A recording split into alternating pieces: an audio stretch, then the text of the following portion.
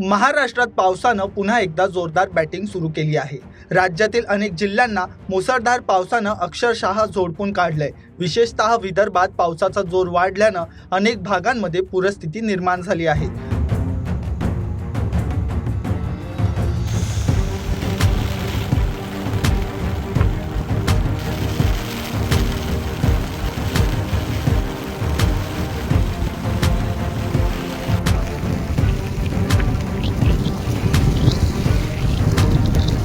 अमरावती, यवतमाळ, बुलढाणा, चंद्रपूर आणि गडचिरोलीसह अनेक भागांमध्ये पावसामुळे जनजीवन विस्कळीत झालंय।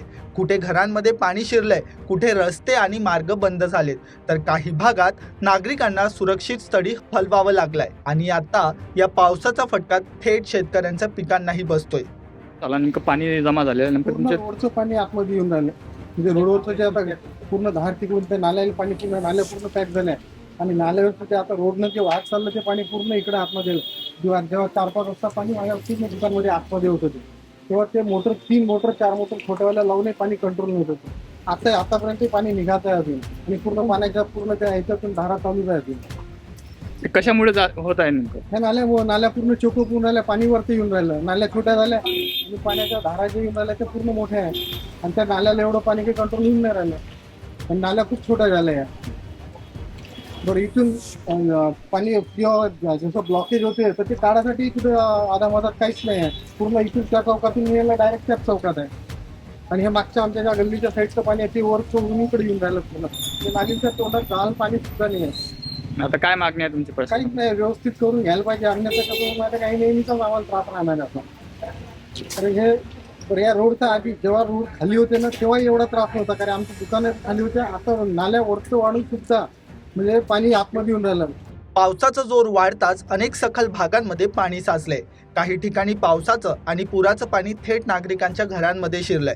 अचानक आलेल्या पुराच्या पाण्यात नागरिक अडकल्याच्या घटनाही समोर आल्या आहेत। अशा परिस्थितीत प्रशासन आणि बचाव पथकांकडून नागरिकांना सुरक्षित ठिकाणी हलवण्याचं काम सुरू आहे।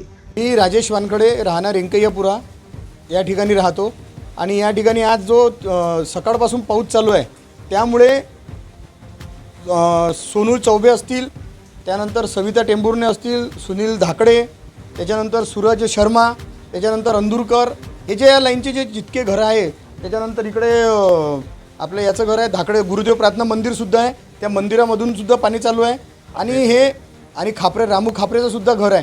आणि हे पाणी असं येऊन राहिलं का जेव्हापासून या जेलची भिंत घेतली तेव्हापासून हे पाणी पूर्ण आउटसाईड येत आहे आणि इकडे जे एक घर आहे त्या घरानं काय केलं आहे, याच्यावर स्लॅबवर जाण्यासाठी नाल्यावर स्लॅब टाकला आहे आणि त्यांनीसुद्धा संरक्षण भिंत घेतली आहे। त्या भिंत घेतल्यामुळे जो नाल्याचा जो मोठा प्रवाह आहे तो प्रवाह पूर्ण अडलेला आहे, त्यामुळे या घरात पूर्ण पाणी घुसून राहिलं। आणि हे भिंत तुम्ही बघत आहे, हे पाणी पूर्ण ह्या भिंतीमुळे जेव्हा याच्यापेक्षा मोठे पूर आले आणि याच्यापेक्षा मोठे पाणी आलं, पण तेव्हा आजपर्यंत इकडे अशी कधीच घटना घडली नाही।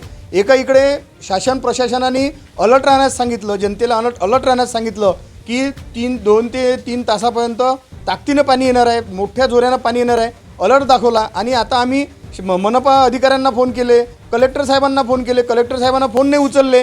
म्हणजे आता आम्ही आमची व्यथा कोणाकडे मांडायची? आणि एकीकडे सांगते की बा अलर्ट राहा आणि जनतेला मग जनतेची सेवा कोण करणार?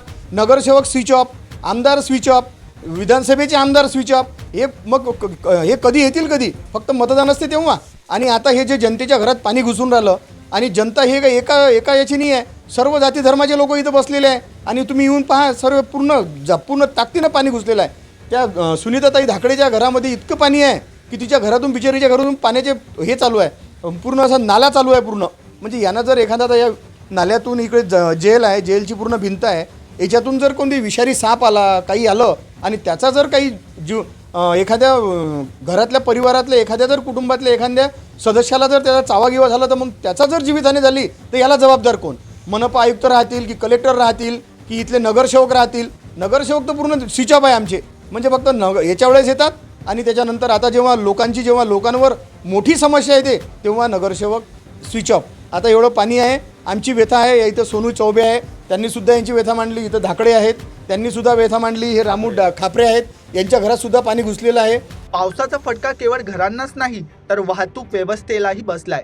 मुसळधार पावसामुळे अनेक रस्त्यांवर पाणी साचले। काही ठिकाणी पूल आणि मार्ग पाण्याखाली गेल्याने वाहतुकीचा खोळंबा झाला. कालपासून संततधार पाऊस सुरू आहे, त्यामुळे पैनगंगा नदीला मोठ्या प्रमाणात पूर आला आहे. सकाळी या नदीच्या पुलावरून पाणी सुरू होते, त्यावेळी मी सुद्धा व्हिजिट केली होती. आता सध्या स्थितीत मात्र पाणी कमी झालेलं आहे. असंच जर पाणी सुरू राहिलं तर येळगाव धरण भरल्याच्या नंतर चिखली रोडसुद्धा कदाचित बंद होण्याची शक्यता नाकारता येत नाही. माझं नागरिकांना आव्हान आपल्याद्वारे आहे की नदी, नाला, ओढा यावर जर पूर सदृश्य पाणी असेल तर आपली गाडी किंवा आपण स्वतः कोणीही त्यावरून पूल ओलांडू नये असे मी नागरिकांना आवाहन करतो. दरम्यान मुसळधार पावसाच्या पार्श्वभूमीवर प्रशासन अलर्ट मोडवर आहे. आपत्कालीन यंत्रणा सज्ज ठेवण्यात आली असून पाण्यात अडकलेल्या नागरिकांना सुरक्षित स्थळी हलवण्यासाठी बचाव कार्य सुरू आहे. नद्या, नाले आणि धरणांच्या पाणी पातळीवर लक्ष ठेवण्यात येत आहे. महाराष्ट्रात पावसाची जोरदार बॅटिंग सुरूच आहे. विदर्भात अनेक ठिकाणी पूरस्थिती, कुठे घरांमध्ये पाणी, कुठे रस्ते बंद, कुठे नागरिकांचा रेस्क्यू, तर दुसरीकडे शेतकऱ्यांच्या पिकांवरही पावसाचं संकट आहे. आता पुढील काही तासात पावसाचा जोर कसा राहतो आणि प्रशासनासमोरील आव्हान किती वाढतात याकडे सर्वांचं लक्ष लागलं आहे.